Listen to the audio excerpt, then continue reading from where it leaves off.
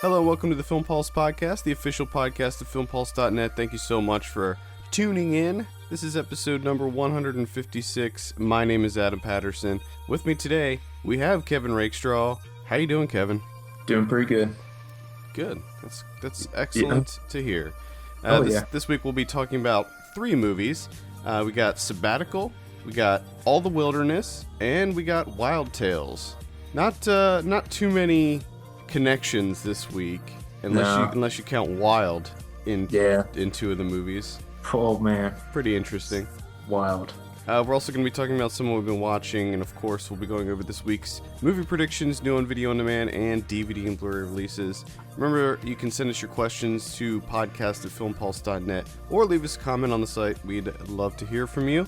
Let's kick things off. Let's go ahead and dive into Sabbatical, because I think that one came out before the others. Did that come out just this weekend? Because I was getting some conflicting dates on that. Do you know anything about that? I was as well. I've seen that it came out in December on the internet, apparently, at some point last year. But the way I came across that it came out on Vimeo on demand on like Monday or Tuesday. Yeah, is what I saw. And that was from the director. Yeah, and I went to the Sabbatical website, and it also said that it was this week. So I don't know if this is a 2014 or 2015 release. Are you going to be adding this to your 2015 movie list? I'm going to. Okay. I'm going to. I was going to. It popped up Vimeo on demand in 2015, so that's what I'm counting it as. And I didn't see anywhere else that it was available. Like, I looked on Amazon and other sites to see if it was available on those, but at any rate, this is currently available on Vimeo. It's written and directed by Brandon Colvin, and I have a synopsis here. While on sabbatical, Ben Harden returns home to care for his ailing mother. This stars Robert Longstreet, Rhoda Griffiths, and Kentucker Audley. Now, Kevin, you wrote a review for this. It's up on the site now. And so I'll start this one off.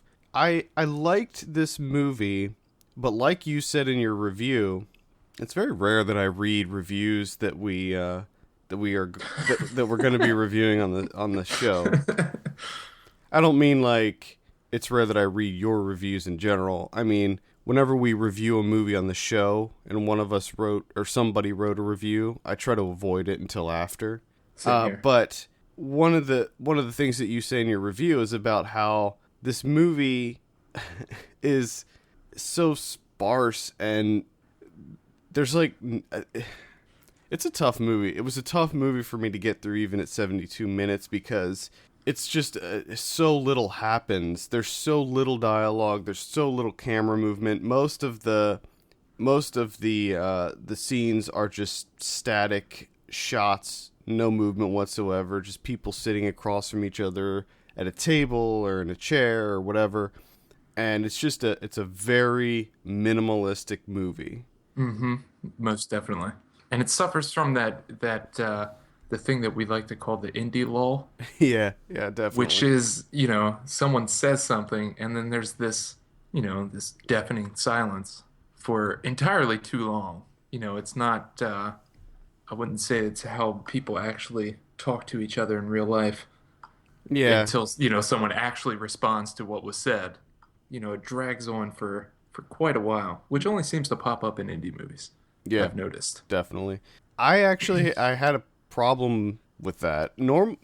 It's weird, because sometimes in movies I won't have a problem with that kind of structure where it's super, super low on the dialogue, low on the camera work, like just static shots. Sometimes I don't have a problem with it. I think it just depends on my headspace, where I'm at, what I'm feeling, because sometimes I can handle a movie like that, sometimes I can't. In this case, I was having a really hard time staying on board with this. It was just struggling to keep my attention. I gotcha. I can understand that. Now for me, because I don't think you've watched any Bresson movies yet, have you? I don't think so. I don't think you have. So early on, I knew what Brandon Colvin was going for. it feels a lot like a Bresson movie, where in Bresson films, the characters, the actors themselves, he does take after take after take after take to essentially break down and try and strip all the emotion out of the scene. So what you're left with is just kind of like lifeless zombies, just reciting lines, which some people like for some reason, but for me, I can't stand it. So in this movie, what I saw it as is where maybe in a Bresson, the emotional levels of the actors, the knobs turn to like zero, if it's even on at all.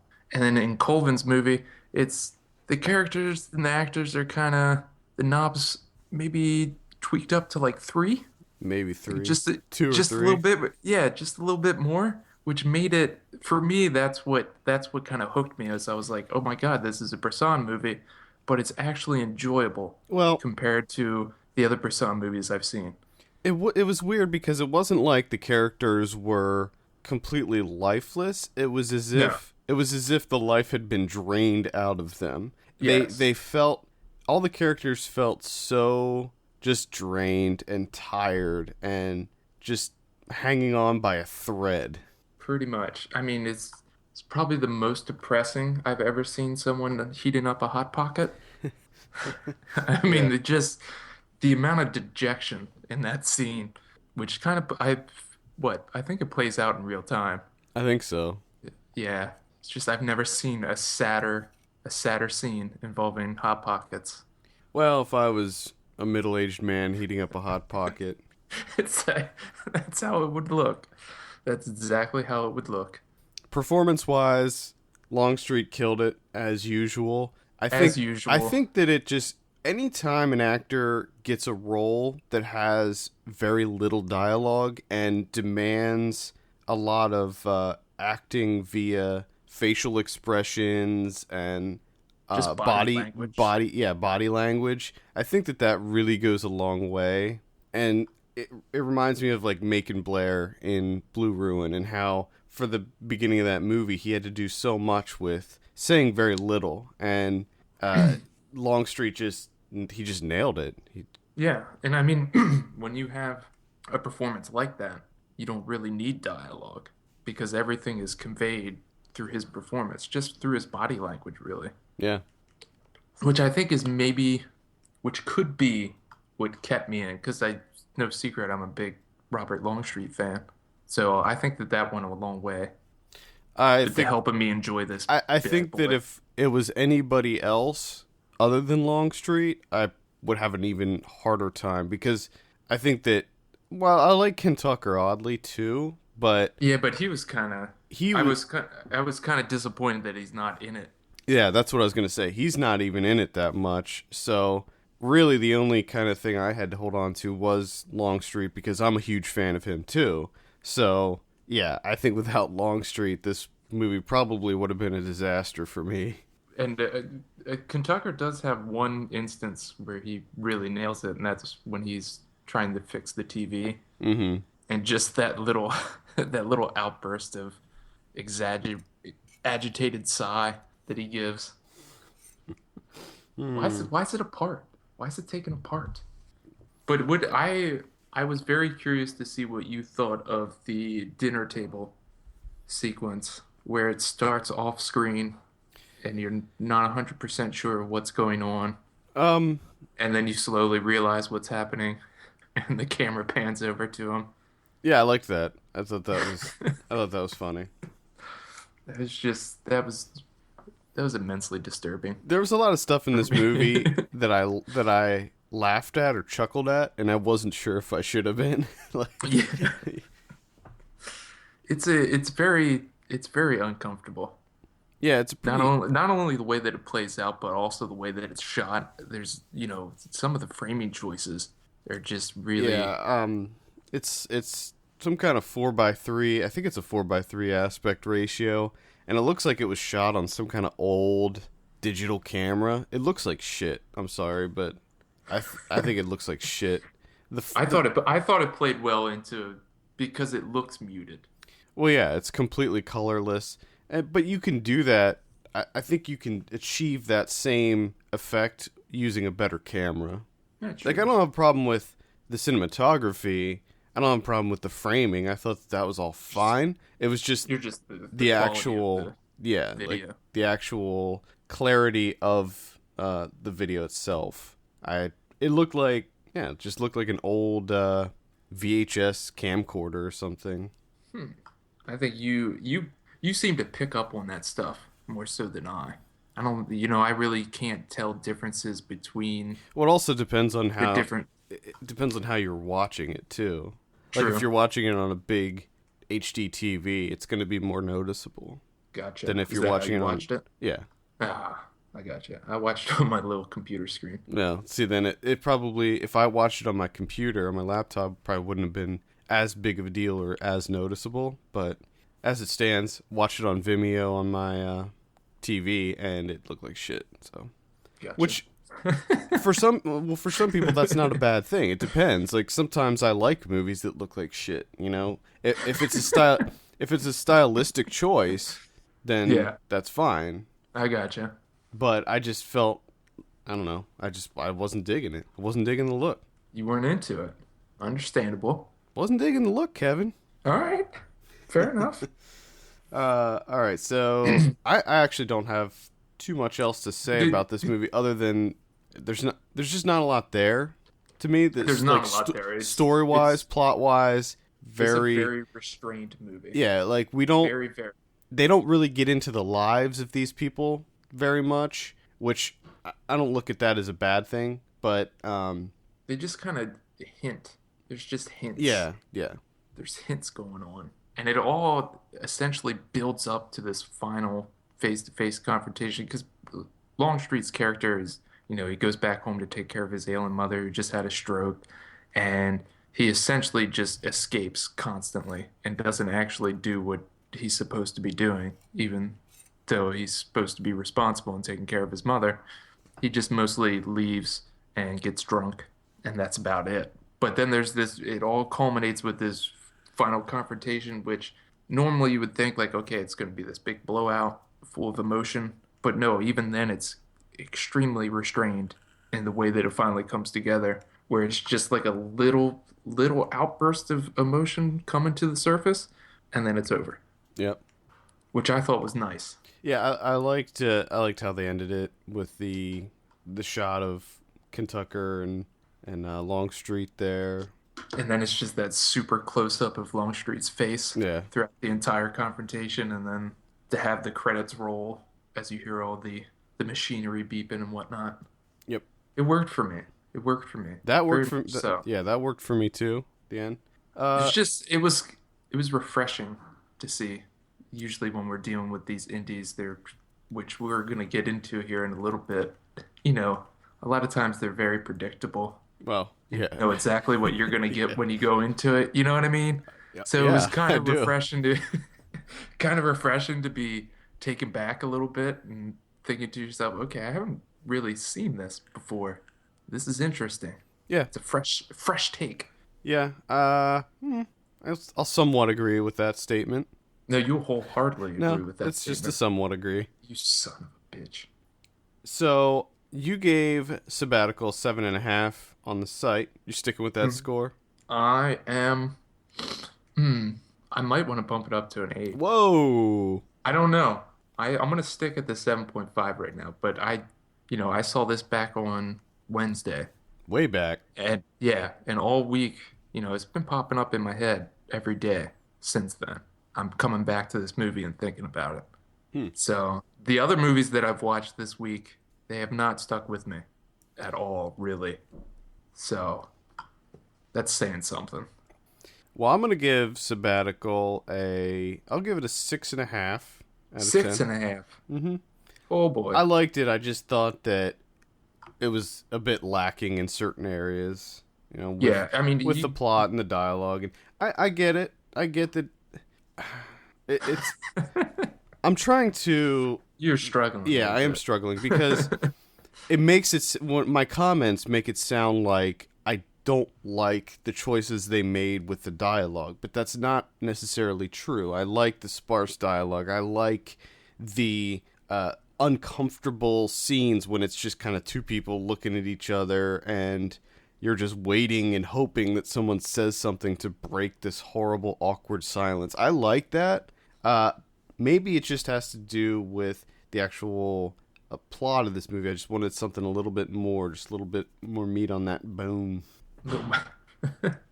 I was kind of curious to see what you'd think because after watching it, I did think to myself, this I don't know if this is really up your alley. I'm not, it's not, I don't think it's completely your cup of tea. Um, I think it's that you it's could have, I thought that, he could appreciate some of the things that are going on here, respect it, but I don't know if he would fully be invested, you know, in a kind of entertaining way or an engrossing way. Yeah, it really kind of just straddled that line for me. That's why I'm giving it a 6.5 because I liked it. I thought that because it was only 72 minutes, it's not that they forced you to endure this Yeah. for 2 hours or anything. I think that was a smart decision. But and I can appreciate what they were going for. I mean, it's a depressing, cold, emotionless movie, and it Oh worked. yeah, It worked on that level. it sure does. It definitely does. I just didn't. I just wanted more. I felt like there just wasn't enough there to really hold my attention. So, just one other thing that I want to point out is number one, like we said, it's on Vimeo on demand for I think like 3.95 to rent. Mm-hmm. I think is what I paid for it. Yeah. Brandon Colvin's debut film, Frames, I also found on Vimeo for free. This Sabbatical is his sophomore effort. So, just in case you're interested, anyone listening, you can also watch the debut, Frames, There you go. Check it out. which I'm going to do that. I'm going to get into some of that. I'd be interested to see what that's all about too. So, Sabbatical, check it out on Vimeo right now. Let's go ahead and talk about All the Wilderness since we were kind of hinting at it there. So this is this is a directorial debut from Michael Johnson. He wrote and directed it. I have a synopsis here. A restless teenager explores the wilderness of his city while struggling with the absence of his father. It stars Cody Smith McPhee, Virginia Madsen, Isabel Furman, Danny DeVito's in there for a little bit, and Pops up. Evan Ross is in there. It's Diana Ross's son, by the way. Correct. All right, Kevin, what'd you think of All the Wilderness? Damn it, I wrote a review for this one. Oh, you did? Oh, that's I right. did. I'm sorry. Okay, Yeah. I'll start it off too. I didn't like All the Wilderness at all. I Uh, I had a really tough time getting on board with this one just because man. every scene felt like the indie movie checklist to me, Oh, and sometimes I buy into it. I fully admit sometimes I buy into the American indie tropes. However, this movie, it felt so cookie cutter and generic to me that I just couldn't get on board. I thought that while the visuals are good, they look good, it still felt like so heavy-handed. And Well, even the visuals that you're talking about, even they, I mean, essentially just at numerous points throughout, just goes into like music video mode yeah, where they're just like that's montages, yeah. and it's not adding anything Yep. to the actual narrative that's going on here. It just seems like an excuse to like show off a little bit. Yeah, and that Like, was why are we spending so much time with this party sequence? yeah, and that's exactly What what I is was gonna say. It feels like a music video, especially that party montage where they're doing the looking at the spinning chandelier thing or whatever that yeah, was, like, and it was like speeding up, and then yeah, it definitely went into music video mode there, yeah, it's insufferable. Let's and just be honest. All the Wilderness is insufferable. for some reason, as I was watching it, it kept reminding me of Perks of Being a Wallflower. I'm not really sure why, but I thought the Perks of Being a Wallflower was way better than this, and I don't even know. I shouldn't even be drawing that comparison because they are kind of different plot-wise, but You weren't even a fan of that one, were you? no, I wasn't. I wasn't a big fan Yeah, of that one. that's not good. That is not good. The other thing is I typically like coming of age stories. However, this one just wasn't all that interesting to me. I think that Cody Smith McPhee's character of James just wasn't that likable. Like No, I didn't he really like this kid that much, and I think that that kind of detracted from the whole coming of age thing. Yeah, and if you're wondering, well, what's so wrong about James? Well, here, let me tell you real quick. Number one, he keeps a notebook that just catalogs dead things that he finds. Yeah, So you have that, he draws okay? them. He draws He them. dra he draws them. Oh my goodness. Now, he also tells people when they're going to die via notes. He likes to scribble out a little note, which gets him in some trouble. He likes to read Moby Dick out loud for some god unknown Yeah, reason. as soon as the voiceover started in this, I was like, "Uh oh, Kevin's gonna have an issue with that." Oh, you don't even know. I'll say This I had a is the worst kind of voiceover. big time. I had a big time issue with the voiceover because it was so unnecessary. I'm sorry, but It it adds yeah absolutely nothing did except for not have to be trying there. to tie this whole wilderness theme into it. So essentially what he does is he's doing a voiceover recital of a Carl Sandburg poem throughout most of the film. Just at odd times, really. Like Yeah, it doesn't really it's not worked into the plot or the narrative in any sort of way that's like, okay, I understand this decision. It just sticks out like a sore thumb where you're like, okay, why? yeah. Why are we doing this? It's inconsistent when they throw it in. So when it does happen, you're kind of caught off guard. And I love Carl Sandburg. I love me some Sandburg. I got Carl Sandburg on vinyl. I have that poem on vinyl. And now I have Cody Smith McPhee with Every no time you listen emotion. to it, every time you No listen to emo it, you're gonna hear Cody Smith McPhee reciting it. Oh my God. He's just a mopey pile of flesh throughout there's just nothing to his character really. He's not charismatic. He's not charming in any way, even though his last name is Charm for some reason. There's just nothing to him to really, get in his corner and root for him, or even just want to watch him do whatever the hell he's doing. He's just so bland. Yeah, Everything about this movie is yeah, bland. yeah. I thought that everything about this movie was bland too. The whole love story is also very It typical, very boring. was extremely by the numbers. You know that it's going to happen at some point in time. I'm actually quite surprised that they didn't make it as quirky as I thought they were going to make it, even though there is, you know, a decent amount of quirk. They both seem the same psychiatrist. All right. She makes silly little pastries Oh man, out of a food food all. truck. Oh, food trucks. Goodness, goodness. Oh my. And then, and okay, another thing that this is really what got me. Well, no, the Sandberg shit is the thing that really got me. The thing that got me a little bit less was the inclusion of these black, Oh yeah. all black hooded The shadow people. shadow people that chase him through the night. I guess to try and signify his doubt and fears and anxieties or whatever. And they sort of float off when he's running away from them. It seems like they're hinting at something, like he actually might have some, you know, serious, Schizophrenia. yeah, serious mental illness going on. But then it just seems that they just drop it completely towards the end of the film. Yeah, and It's never fully developed. yeah, It's never really, it they only don't go happens into. it only happens twice, I think, if I remember Yeah. correctly. And they never really explain it. They don't I think that it's supposed to be his anxiety getting him, but Mhm.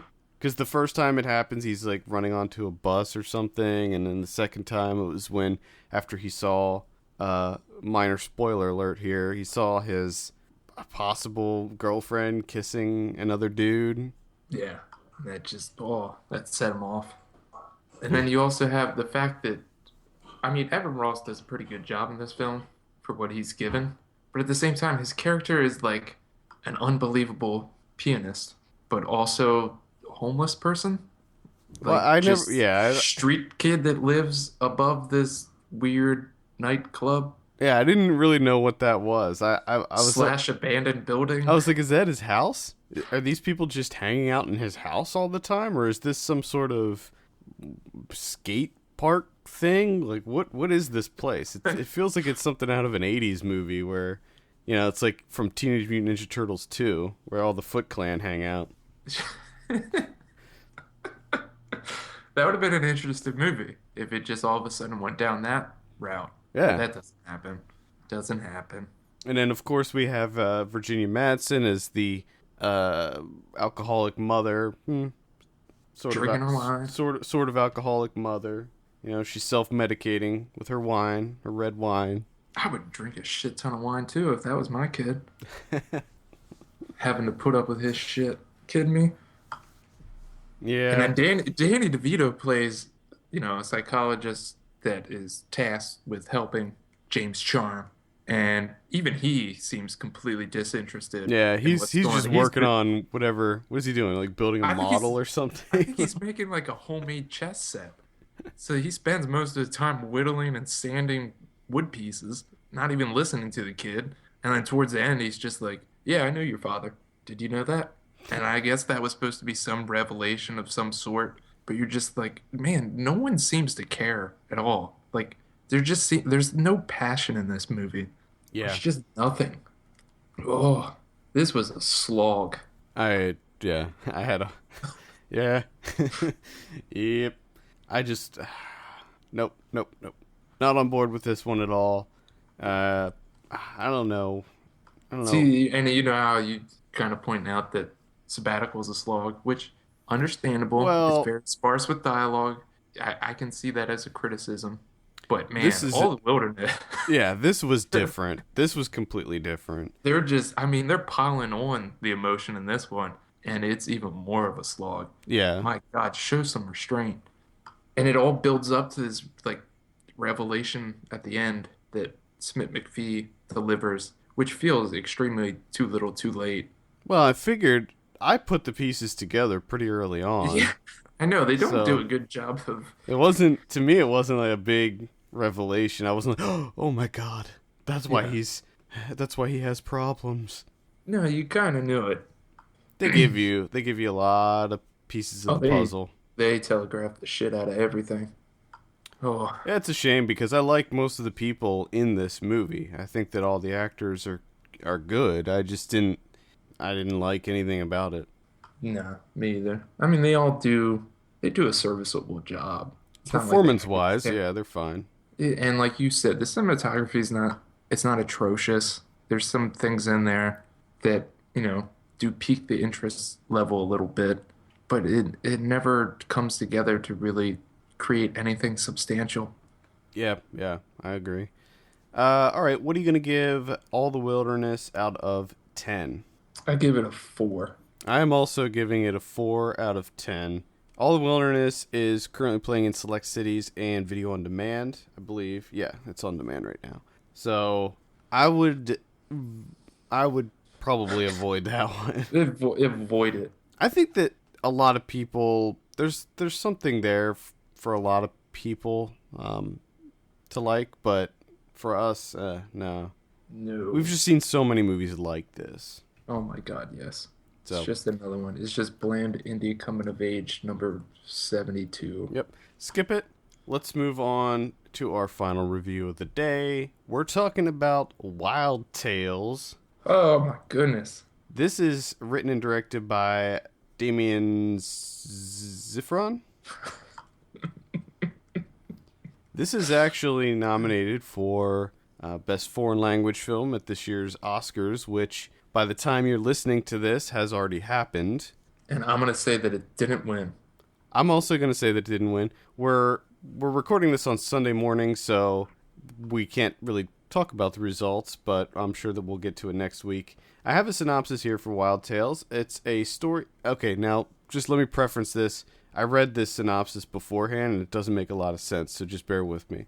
A story about love, deception, the return of the past, a tragedy, or even the violence contained in an everyday detail appear themselves to push them towards the abyss into the undeniable pleasure of losing control. So that's what it says Yeah, that's on verbatim. point. That's on point. Now, Kevin, we'll start with you since this is one you didn't actually review. What did you think of Wild Tales? Wild Tales. It was entertaining. I mean, it was a decent way to spend 2 hours. Uh, I don't. I'm kind of confused by this. Like, is this actually a film? Because it's just a series of six short films all put together, but they don't connect in any way Yeah, that whatsoever. I thought that they were gonna do something to bring it all together, but So it's just like a compilation of this guy's short films that he was like, oh, instead of releasing all of them, I'll just put them all well, together they all do and make have it. they do all have There's kind a of the same theme. theme. There's a theme, but in the same way that you don't call a collection of short stories a novel. Good point. But I don't know if that really gets in Yeah, or we there's get into when it comes to films. it's the same as one of those like Paris I Love You or New York I Love You or whatever the True. fuck I love you Yeah. or any of those anthology films. ABC's of Death, VHS. Yeah. But then you at least have different directors. Yeah, yeah. And those movies tend to be very different from one another. The VHS ones at least tend to be well, actually the ABC's of Death too. So The only it theme in those is horror. Yeah. Now, the nice thing about this is it being six short films that are not connected, kind of deal with the same themes, but are completely different stories in and of themselves, is that it makes that 2 hours enjoyable. Yeah, it You know, goes. because they're they are wild tales. They're clever and they're very interesting to see where in the world he's going to go with each Yeah, story. because you that's the thing about these short vignettes is that you always know that there's going to be some hook or twist towards the end. You're trying to figure out what it is. Hmm. It's the same with any short film or any anthology film where you're always trying to figure out where they're going to go with it because you know that there's a limited amount of time. Correct. And with most of these movies, there's always a couple that didn't land for me. However, with this movie, I liked all of them. I thought that some were stronger than others, obviously, but Yeah. for the most part, I liked all of them. Yeah, for me, I thought there was only two that kind of dragged on. Let me guess. Like I kind of got, I got the hook, I got the twist already, and it just seems to go on and on. And I was like, all right, can we get to the next tale? Was one of them the demolition one? Yes. Yes, most definitely. Now the Well, other, actually, there's three. There's three. so Okay. half of them was the one was the other, one of them the wedding one? Yes, the wedding one, which The, I did find funny, but for me, it just went on a bit too long. Yeah, those were the two that dragged a little bit for me, but it was really not enough to be No, no. detrimental overall. No, I just thought they could have been whittled down a little bit. And also the one with the the husband and wife and their son with the car accident. Yeah. Because I right off the bat, okay, I knew that they're going to get the gardener involved, Well, and they I know exactly what's going to happen to the gardener. yeah, they kind of I feel like they kind of telegraphed that one. But it is kind of funny the way the whole negotiation, How he just gets sick of how, it. he, how it flips, and he just doesn't care anymore. I will say that I think that the strongest one was the very first one. And I think that the way opening the film with that one was Well, an because excellent way to open it. it's fantastic because it's so ridiculous and off the wall Yeah. that it comes out of nowhere. You're not thinking that that's going to be the Yeah, twist and because it's ridiculous. There's no way that that's going to be the twist is what you're thinking when it finally comes to light and you're just like, "Oh my goodness." And yeah. that's kind of what made it a bit maybe not as enjoyable because it started off so Yeah, it strong. started off with such a yeah, yeah. And I thought, maybe that's going to be the theme throughout. It's going to be these ridiculous, off the wall, wild twists that you're not going to see coming. But then, the further we go, they become more and more tame Yeah. Mhm. and a lot more predictable. Yeah. Yeah, I'll agree with that, but Because right Again, off the bat, the demolition guy, I mean, instantly you know what's gonna happen. of course, you know that he's gonna blow something up. Yeah, something's getting blown up. Again, though, that really didn't bother me too much. I'll agree that a lot of this stuff was fairly predictable, but it didn't really take away from my enjoyment No, of no. it. It's just for E- me, it's not like I don't see this as a memorable film. You know, at the end of the year when we're no. discussing films, I'm probably not really going to remember Wild Tales, except for maybe the title card where the two parents. Love it. I fucking love it. I love that they freeze. That's where he decides to Yeah, freeze frame. they freeze frame it right there. I loved that, and I like the third tale with the two drivers, Yeah. the road rage one. How just Yeah. it just keeps escalating and escalating and escalating. Now that one was kind of unpredictable. Like you knew what was going to happen, but you didn't know it was going to go that far. Yeah, And yeah. it just keeps getting worse and worse and worse.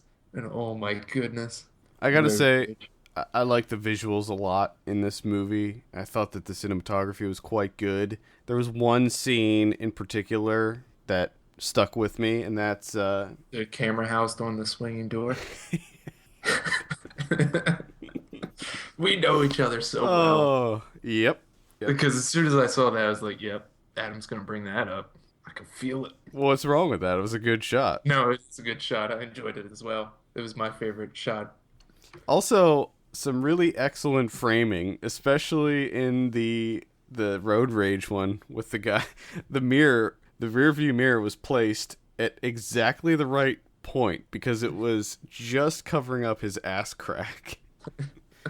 It was like, man, they really had to. There, that was some meticulous framing right there. It basically covered I up that guy's asshole, and everything else was exposed. I hate to be the guy that had to line that up. Yeah.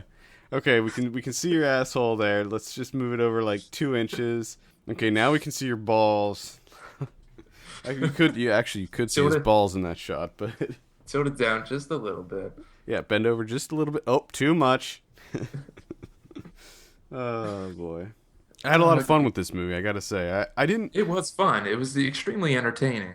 It's very, very entertaining. I didn't And the thing that I did like about the the wedding tale was it felt a lot like Force Majeure, where he just yeah, a little when he bit. broke When down, he just loses it, yeah.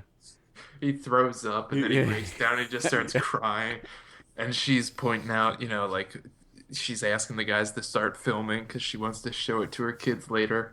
I did like that. I liked the trajectory that took because, or maybe I should say the velocity in which that escalated, because you find out, you kind of know what's going to happen as soon as they show her looking at the other girl, and then she calls the number, and you know that something's up there and that things are going to take a turn, especially because there's a fairly long build up Yes. to that point.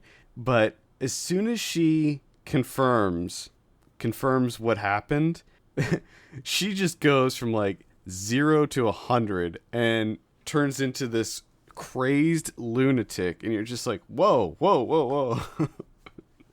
Oh, uh, and it's fun because she leaves, she has a discussion with this guy, gives her some advice, and you think, oh, okay, she's just gonna pick herself up, end this, and just move on with her life. But no, I that just is not what I happened. loved that first interaction on the rooftop, after the new husband comes up, and she's just like, I'm gonna destroy you, I'm gonna take all your money. We're married now, everything of yours is now mine. I just loved that whole It's the thing. fact that she's like, I'm gonna push you to the point where the only escape you have is jumping off of a bridge. Yeah. The only thing that you can do to get out is to commit suicide.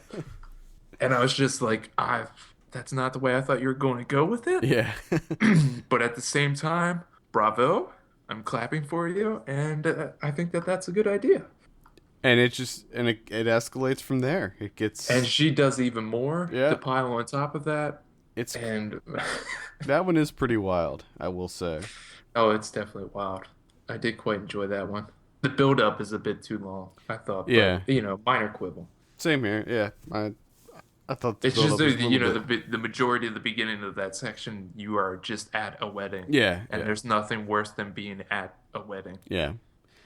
But it is effective in that we know that something terrible is going to happen. So that does kind of make the build up a little bit more. It does emphasize it a little bit more because the whole time Yeah, everything is so saccharine and perfect, but just because of the previous 5 movies that you saw that something is going to happen here, something awful. yes. And you're just waiting for it. I think it is interesting that this was nominated for an Academy Award. It doesn't I feel It like doesn't. the type of No, movie that would get nominated no, no, it doesn't at all. because Like if it's this was an American production, no way. it wouldn't get anything. Nope. It wouldn't even get a look. Because this is treading into genre territory here. I mean, there's a lot of several of the sequences are violent and gross, and it's definitely not what I would call Academy material. No, not at all. I'm glad it got nominated. I don't see this winning at all, No, I but can't see that happening. that'd be crazy if it did win. It's not going to. I It think would be crazy. That would be a wild tale in and of it itself. would be. It would be because if it wins, then more people are going to seek this out and watch it. And I think that this is the type of movie that general audiences need to see, and just they'll be blown away by it. I think. It's fun. It's entertaining. It was it was a nice 2 hours. I agree. I'm gonna give Wild Tales a. I'll give it a 7.5 out of 10. Ooh, I'm giving it a 7. 7 out of 10. We will have a review for this up probably by the time you're listening to this on the site. I had Blake review it this weekend because I knew that you and I were going to be covering it on the show. Wild Tales is playing in select cities now. I don't believe this is on VOD as of yet, but I would imagine since it got nominated for an Oscar, I would say that it'll probably be out on VOD sometime relatively soon. Yeah. And I would recommend checking it out. It's not what I expected. I actually didn't know anything about this going I in. did not either. I didn't know that it was vignettes. I didn't know any. I literally went into it completely blind, and I was really pleased with because that opening. I was like, what is this movie? What are we doing here? It's, that was kind of my thought process as well. So it's like, oh, that's a coincidence. Yeah. Oh, that's another coincidence. Yeah. Wait a second here. Something's up here. I loved it. What are we getting at? Yeah, loved And it. then even at towards the before the final reveal, it's like you're just kind of thinking to yourself, no, it's not gonna go there, is it? No, can't be. That's too ridiculous. And it does, Yep. unabashedly. Oh yeah. Yep. All right. So Wild Tales, check it out. Let's go ahead and talk about some prediction or what we've been watching. Sorry, jumped a little bit ahead of myself there. Yeah, come on now. Kevin, we'll start with you this week. What do you got on your list? Oh, I watched two that were extremely similar without even knowing it. I talked about it a little bit on the last episode, and that's The Equalizer. Mm-hmm. Mm-hmm. Mm-hmm. The Equalizer with Denzel Washington. Not 100% sure why I watched this one, but I did. Okay. Number one, I didn't know that this was like a reboot of a TV show or something. Oh yeah. I didn't know that. I had no idea. But Denzel Washington plays a guy with a shady past. No one knows about it. He's working at the Home Mart, the old Home Depot, and he's just the nicest guy ever. It's so hokey and ridiculous because I mean, he is putting in 40 hours at Home Mart. He's helping everybody out at the Home Mart. I mean, this guy is just the nicest person ever. He's helping the one guy get in shape so he can make weight for the security guard position, which they spend a lot of time on actually.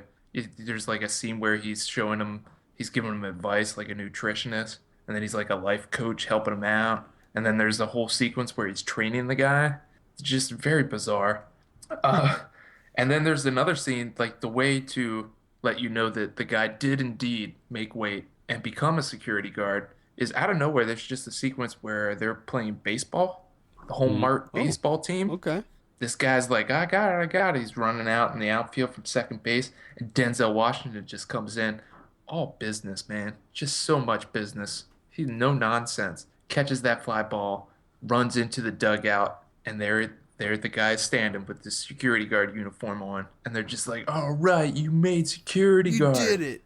That's it. That's the fucking scene.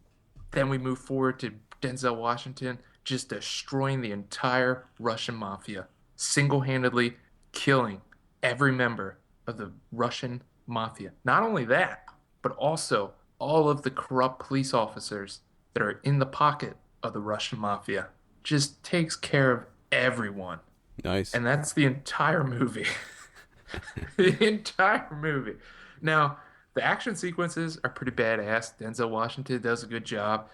There's a lot of things that are in there that just doesn't, they don't really make sense. For some reason, before every fight sequence, it goes into this like super slow-mo tactical breakdown from like a, super zoom into Denzel Washington's eye, and then from the perspective of Denzel, Oh yeah, and I heard about that. he breaks down the room and he's checking out everything, the people and what weapons are available. I don't know for what reason, but that's in there. It's like Guy Ritchie's Sherlock Holmes, right? Kind Where he of. kind of like analyzes everything because he's Yes. yeah. But it's kind of ridiculous. And then there's he kills that scene that's in the trailer where he takes out all those guys in that room. Yeah. Oh boy. So they bring in this Russian cleanup guy to, find Denzel and take him out. And he goes to the crime scene. And for some reason, when he's looking at the people that died, their pictures, they like show how they died again, even though it just happened like 3 minutes ago. They just feel the need to show you again how each one of these guys died. I guess because it was so badass. But the ridiculous thing is that it ends up at Home Mart. So the final confrontation with this badass Russian group is in Home Mart. And he sets up all these booby traps and just takes them out one by one. Even uses a nail gun at one point. Oh, you gotta love And that. everything is hilarious. All of it. It's just ridiculous and hilarious. But the action sequences are kind of cool. So it was an enjoyable movie. Maybe not for all the right reasons. Hmm. But yeah. And then it ends with him. So he decides, all right, I'm going to help out people. I'm going to be the Good Samaritan. So he takes his services to Craigslist. What? There's a whole scene where it shows his computer screen and it's just a Craigslist advertisement that says, if you need help, let me know. And then below it, I guess, gets an email from a guy that's like, hey, I need help. And he just, camera pulls up to Denzel just shaking his head, like, yeah, I'm gonna help this guy. And it's just like, what? He goes to Craigslist? What the fuck? That's yeah. That sounds completely ridiculous. Oh, and he's breaking down classical literature for you. Fish gotta be the fish, old man gotta be old man. I mean, just breaking it down. Hmm. All right. So, is that a recommend from you? Or? It's kind of recommend. It's not a good movie, but it is kind of a recommend. Okay. So it's one of those kind of dumb, fun action movies. There's a whole. He blows up an entire oil refinery and Nice. just walks through it in slow-mo as the explosions are happening around him. Well, you An gotta love entire that. oil refinery, and he just waltzes out of there like he's, going to Home Mart to put in an 8-hour shift. Nice. Ridiculous. So the Equalizer, I'm assuming that that's available on pretty DVD. much everywhere these days. I think it's Yeah. out now. I saw one that came out this weekend called Girlhouse. Now, we had a review for this up on the site way back. I think Ernie saw it at Screamfest in LA last year. Okay. But just came out on VOD in limited release this weekend. This is a slasher movie that I had very low expectations for. I Okay. went into it like these days the slasher movie is all but dead. I mean, Essentially. pretty much every idea has been played out in the slasher subgenre. And I gotta say, this one is pretty damn good. It's basically about a house of internet webcam girls. Okay. And the house is rigged with cameras all over. Every room has cameras. It's one of those porn sites where the people can pay to chat with the girls and see their live cam shows or whatever, and view different rooms in the house and just kind of watch them live their lives. And it's like, I can't remember how many girls live there, like 6 girls maybe. And there's a killer that's kind of obsessed with these girls, and then he becomes fixated on this one girl that's kind of the new girl, and she's trying to just get some extra money to pay for college because she can't pay tuition. She's going to get kicked out. So she just kind of does it for extra money. And this guy, who's played by the rapper Slain, becomes obsessed with this girl, and then a series of events occur that kind of make him snap. And he infiltrates this house and kills the girls one by one. Sounds like a very typical slasher movie, and it is. By and large, it is a typical slasher movie, but everything about it is done so well that it makes it an easy recommend. The killer is creepy. He has almost no dialogue. He says, I think, maybe one or two. He has like 1 or 2 lines throughout the movie, but he's mostly silent. He wears this creepy mask. It looks very reminiscent of Texas Chainsaw Massacre. It's not a skin mask, but it's like a woman's mask. It's like a creepy woman's mask. The girls are surprisingly smart. You know, a lot of times in movies like this, they make dumb decisions. They just do dumb things that people wouldn't do in real life. In this movie, they actually make calculated, educated decisions. They try to call the police. They try to leave the house. They do what normal people would do in a home invasion situation like that. That's refreshing. Yeah. The kills are fairly brutal and pretty inventive. There's one scene where he cuts off one of the girl's fingers, all of her fingers on both hands. And there's a scene where she needs to try to type something on a keyboard. So she's trying to use just her bloody stumps. Oh, jeez. And that was pretty. And he also slices up her face really bad, too. Oh, no. So there's some really brutal stuff. He traps one girl in a sauna and cranks it all the way up to like 400 degrees. Oof. Surprisingly, she gets out, though. She's smart enough to get herself out of there. But I recommend it. I think that if you're into slasher movies, but you're kind of tired of how just stale they've gotten over the last 10 years, really, I think that this is an excellent, excellent slasher movie. And this will certainly go on my top 10 horror movies of the year. I had a lot of fun with this one. I might actually have to check this one out. Yeah. Girlhouse, it is on VOD right now. Okay. Now, the other one that I watched that's actually extremely close to The Equalizer, which I had no idea. That's John Wick. So John Wick takes out the entire Russian mafia, too. Had no idea. But instead of John Wick being, super nice guy, they took that out. And instead of him trying to help out Chloe Grace Moretz for some reason, which is what Equalizer is all about, he's just pissed off about a beagle puppy. Mm-hmm.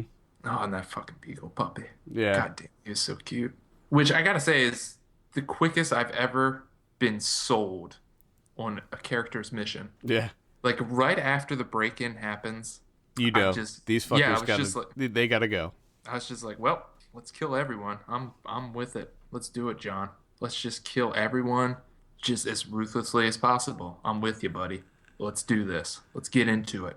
Now, what I didn't know is how surprisingly good all the action sequences would be. Loved it. Because they are fantastic. Yeah. And it's a lot of close quarters combat, hand to hand, with incorporating the gunplay Yeah, as well. I was gonna ask, what did you think of the gun kata in this, where he's kind of punching people with guns? Yes, he is. I actually kind of liked it. Yeah, I liked it And too. the thing that worked and kind of offset it is that John Wick knows what it is. And it knows that it's just a ridiculously fun time, old school actioner, and there's a good amount of comedy Yeah, sprinkled in well, throughout this. plus Like the the way the way that Michael, what's his name? Michael Nyquist. hmm What I can't remember what his name is. When he learns what happened, just his going, oh, and then hanging up the phone. To me, that was just hilarious. I loved this movie was such a surprise to me because of the world building in this movie. Well, There's so much backstory because when he finds out that it was John Wick, everybody already knows who John Wick is, but we don't really know who John Wick is. And I yeah, but loved you how can kind of guess. every person that finds out, they were like, oh no, like Oh shit! Yeah, like oh they shit. knew. And the I love the whole the hotel and how there Which was this crazy like money system and this whole like secret underground world happening here. yeah, it throws it in. Just like for the most of the film, you're like, okay, this kind of takes place in the real world, but Yeah, it's ridiculous and over the top. And then the Continental shows up, and you're like, oh, okay, this is a comic book world, but this is not a comic book movie. yeah, What the hell is going on here? yeah. The There's this whole code. Like you said, there's a money system. There's unspoken rules. yeah, There's just all the stuff that goes into it that you're like, I want to know more yeah, about all of this. And then that whole nightclub sequence, get the hell out of here. That yeah, was ridiculous. And the fact that, like, I thought John Wick was kind of a cold killing machine that's just unstoppable. But then he stabs that guy through the bottom of the mouth, which also happens in The Equalizer, just to give you a heads up. But in The Equalizer, it's a corkscrew. So he does through the bottom of the mouth and then just stares him down yeah, as he slides down the wall. Just stare. He leaves himself open to being killed numerous times just because he's so fucking cold. yeah. He just stares that guy down until he dies. That is heartless. My goodness. But at I the same time, there's numerous times where he should die and he actually gets out of it because he has like a guardian angel type thing going on. yeah. I But loved good Lord. I love John Wick so much. I thought it was just a blast. And And they just the final sequence where, again, the head Russian honcho is just laughing in the car, drinking alcohol because he Mhm. knows He knows what's it's gonna over. happen. He's just, and then you know, the guy asks for a gun, and he's like giving it to him. Nope, nope. Keeps pulling it away. He's like, good luck. Oh my goodness. Just a good time.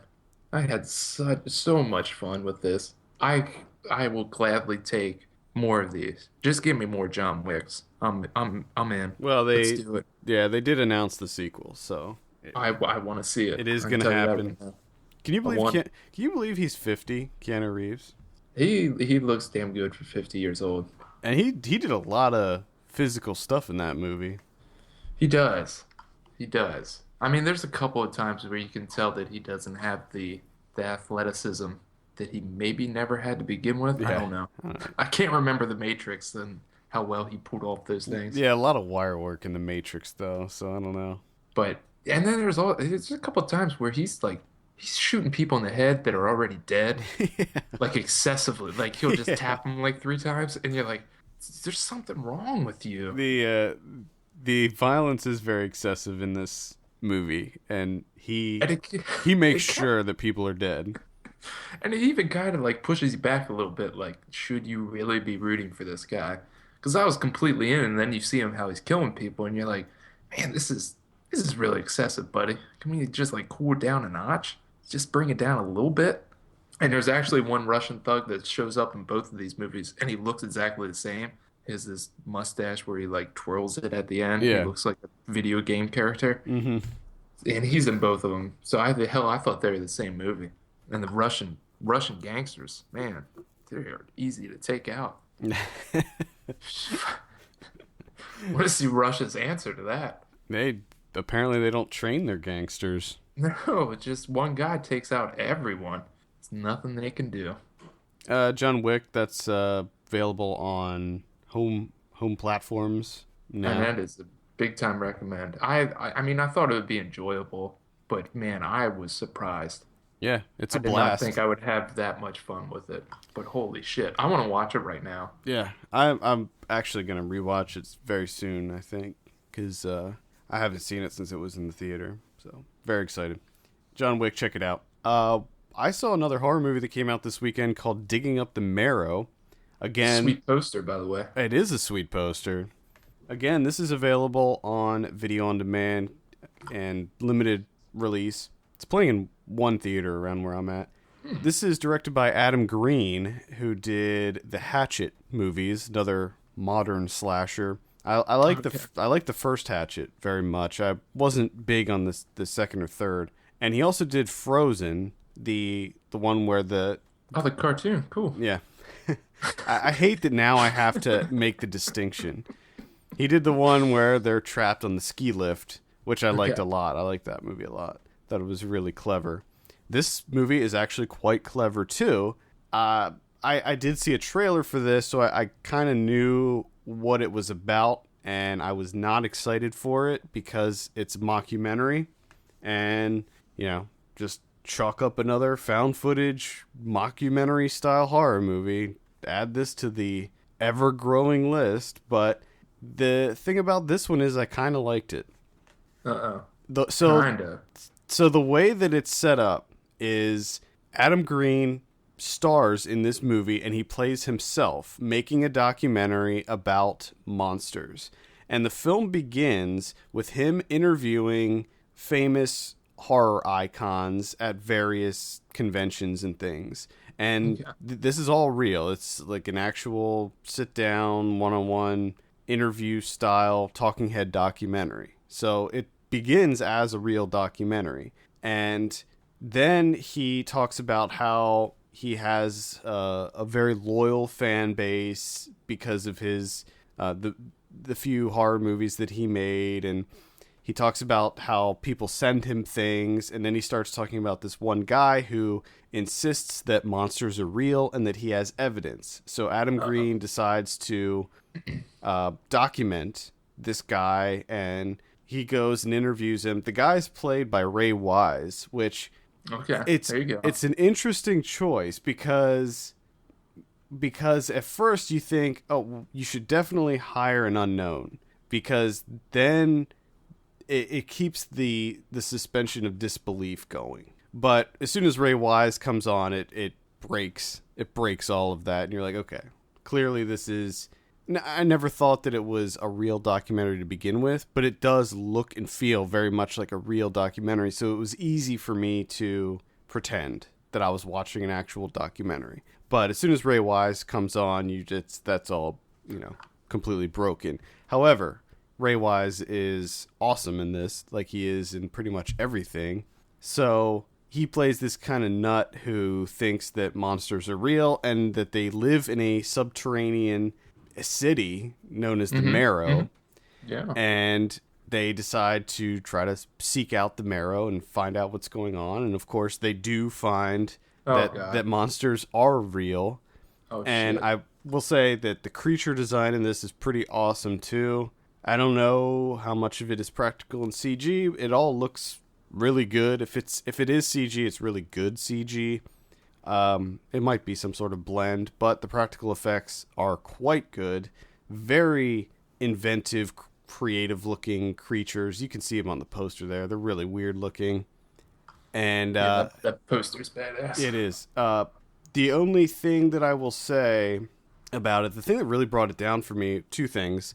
First, like a lot of these found footage mockumentary style movies, there's just not a lot going on here. There's not a lot of scares. It's a very slow burn. Most of the movie is just Adam Green talking with his wife or Adam Green talking with his cinematographer, who they all play themselves. So it keeps that, realistic vibe.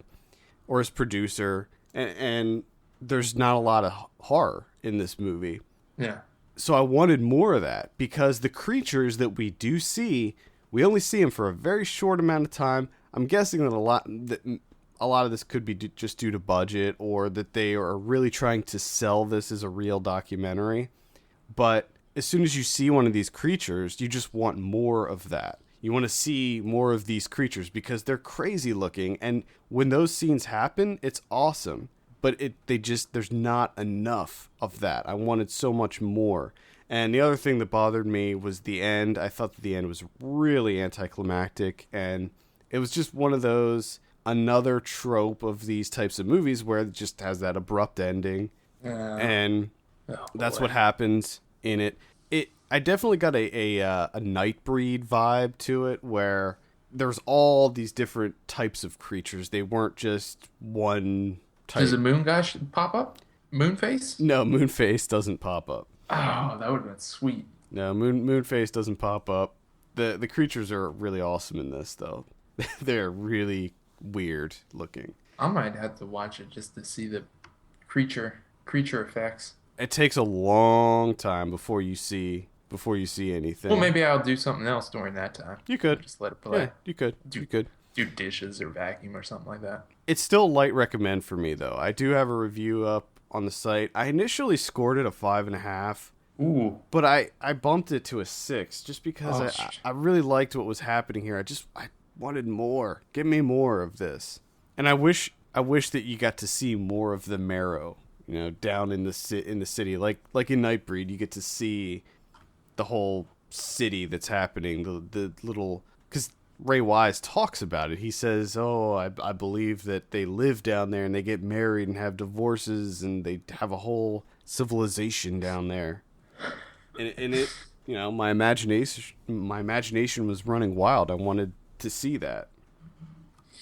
But still, Digging Up the Marrow, solid movie. It did also feel like kind of a little bit of glad handing to Adam Green, because pretty much everybody throughout this movie is wearing either Frozen shirts, his Frozen, or Holliston shirts, which is the TV show that he created. Oh, jeez. So that might irritate. Yeah, it does get to be a little bit too much, but at the same time, it's probably what they wear in real life. This is probably their lives. He probably does wear Frozen and Hatchet shirts and stuff. He was wearing an Alamo Drafthouse shirt in one scene. Probably because they couldn't sell them. Zing! Oh boy. Digging Up the Marrow, available now on VOD. Check it out. All right, I'm done. Okay. I did just to give you a little nugget, a little taste for next week. I did start was it Revenge of the Ninja? Oh, okay.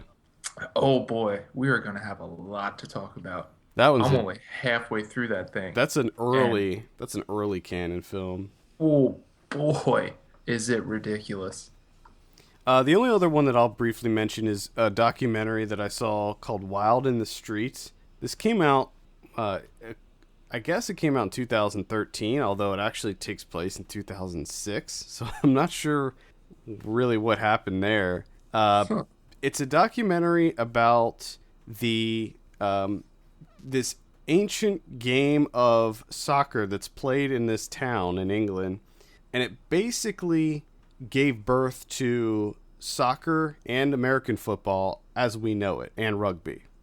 Okay. So in ancient times, I can't remember how far back it went. I believe they said 1,000 years. So it's a 1,000-year-old tradition in, I believe why don't I not have this pulled up? I believe that it's Ashburn. That's the town that this takes place in. And basically, it started out as just a competition between two halves of this city. Mm. And literally, it started off with them cutting off the head of a virgin and kicking it through the town. Oh. And eventually, years later, they stopped kicking the head of the virgin and used the ball. How many years did it take? Quite a few. quite a few Quite a years. And I bet you, do they say why?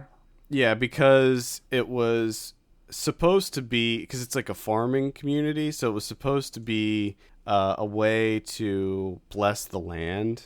Yeah, but I mean, do they say like what? Do they go into detail like why they stopped No, cutting the heads? Because I bet you any money that it was just because they couldn't find they one couldn't that find year. any more virgins. There was like one year where they're like, "Do we have any virgins?" No. All right, well, let's Wait, just we killed all of them in the last. Jesus. Well, what can we do?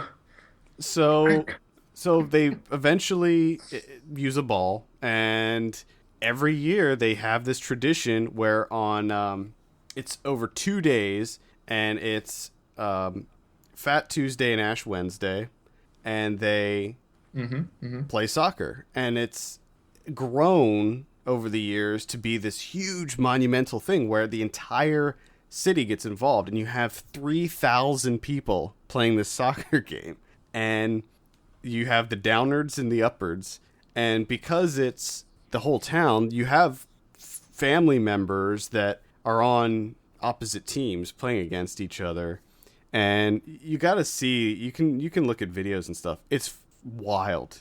It's wild to see. Imagine a soccer match that has 1,000 people in it, Yes. all trying to get one ball. It's crazy. The pitch, it's 3 miles long.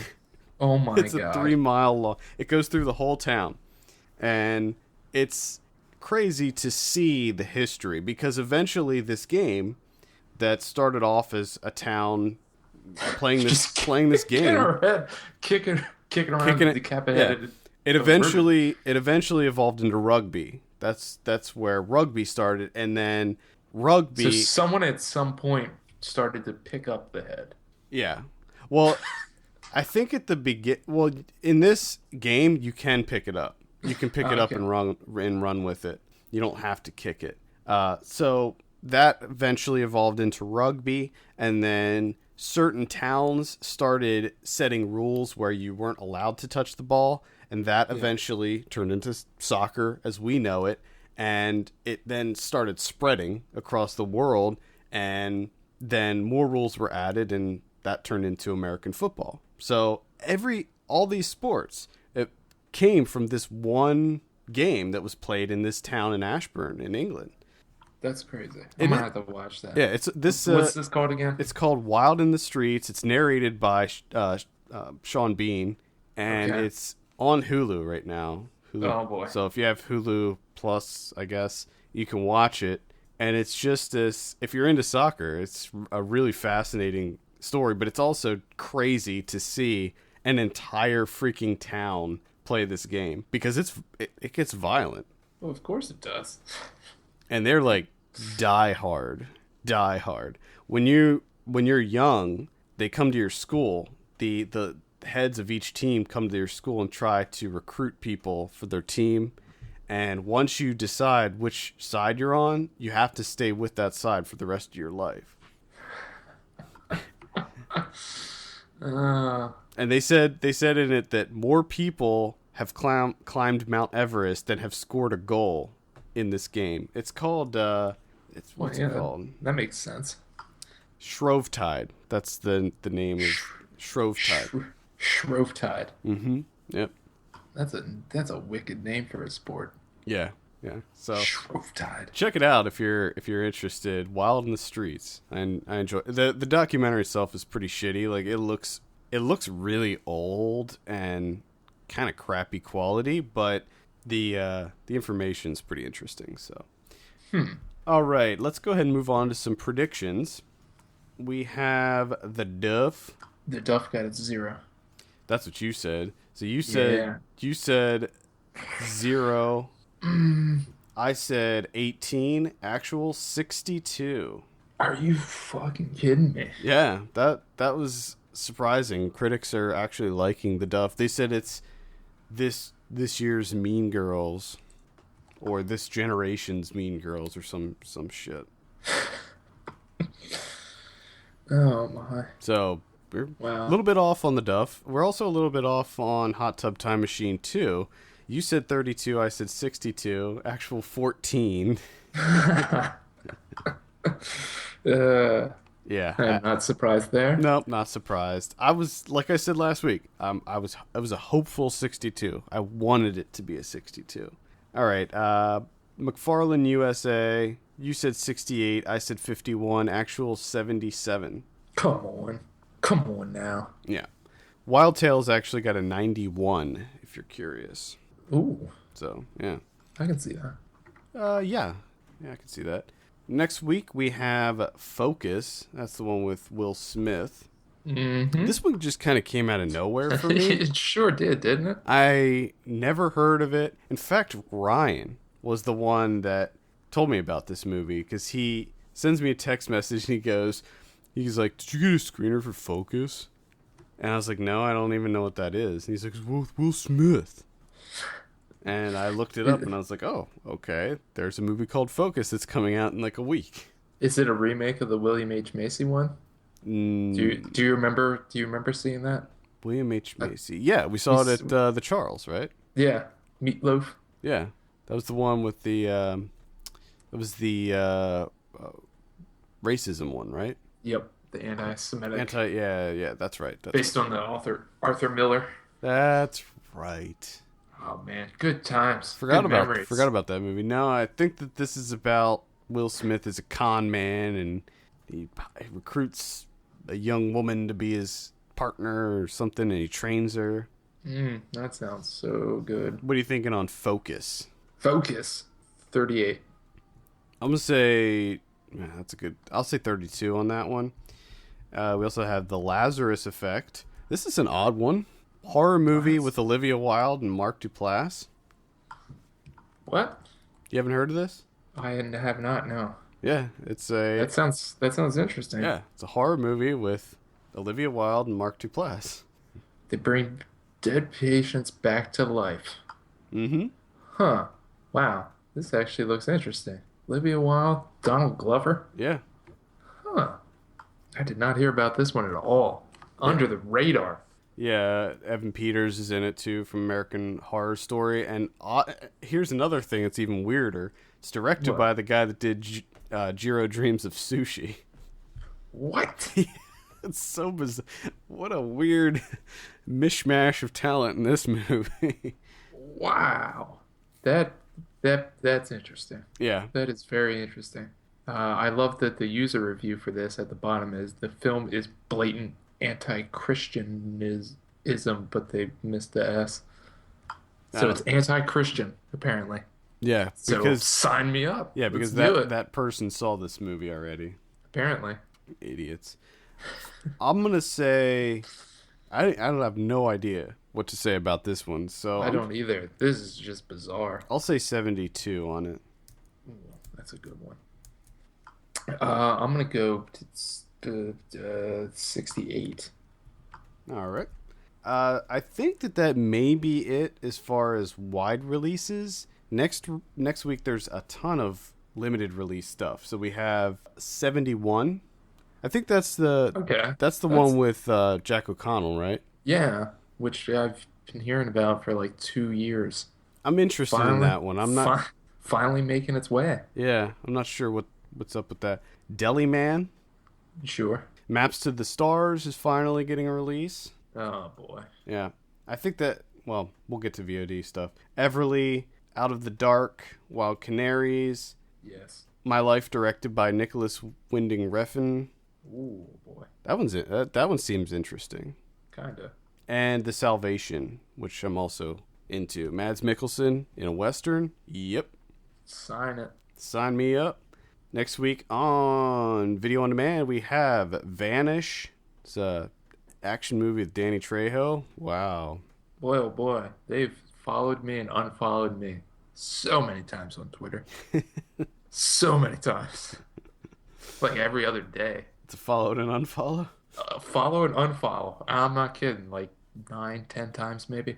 Serena, Kung Fu Elliot. That came out in limited release this weekend. I'd say if that's playing in your area, see it. If you don't have it in your area, check it out on VOD. Trust me. Okay. That is a good one. You will be surprised and delighted with that documentary.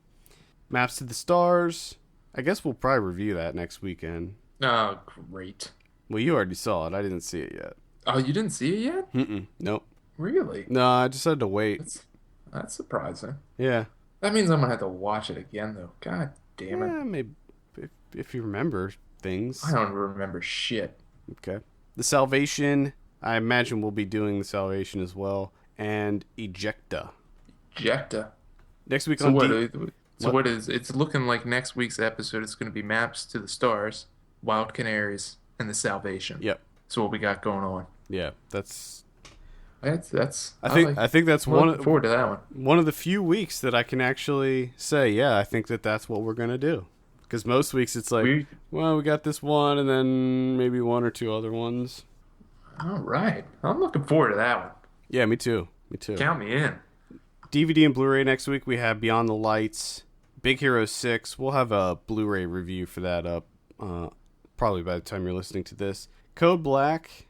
That was one that interested me, but I just don't know if I can handle it. That's the one that takes place in the emergency room. It's a documentary, and it's just... I think that it just follows one night in an emergency room. Gotcha. It looks really intense. Horrible Bosses 2. Oh, boy. Yeah, not... Vanish and Whiplash. So check out Whiplash if you haven't yet. Criterion's. Oh, we got two. We have Martin Rosen's Watership Down. Uh-oh. Hand-drawn animation. 1978. Brings the Richard Adams classic to the big screen, which I had no idea that there was a Watership Down movie. No, I didn't either, actually. I did not know that. I'm very interested in seeing this. So you got that going on, and then you got a Federico Fellini's Satyricon, I guess, is how you say that? I don't know. 1969. It's supposed to be, craziness from Fellini. Well, there you have it. So get into that. It's a little Nero action, doing a little classical Roman satire. Woo! Oh boy. That's what it's all about right there. All right, well, I think that will wrap it up for the week. Send us your questions to podcastfilmpulse.net. We'll be sure to answer them on the show. Also on Twitter, @FilmPulseNet and @FilmPulseKevin. And be sure to rate us on iTunes. We appreciate that very much. For Kevin Rakestraw, my name's Adam Patterson. We'll see you on Thursday for Ryan Watches a Movie.